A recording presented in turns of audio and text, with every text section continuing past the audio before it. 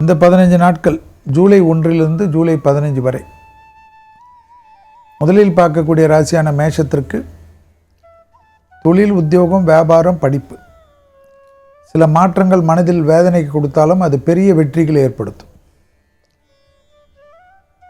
பதட்டம் இல்லாமல் நிதானத்துடன் எல்லா காரியத்திலும் ஈடுபடுங்கள்.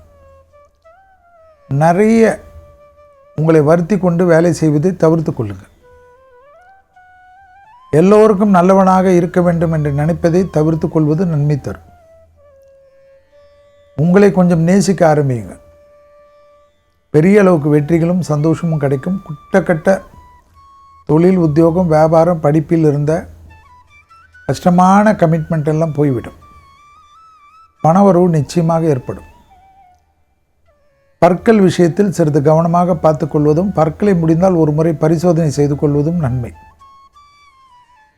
கண்டிப்பாக உங்களுக்கு எல்லா விதத்திலும் நன்மை தரக்கூடிய தெய்வ வழிபாடு முருகர்.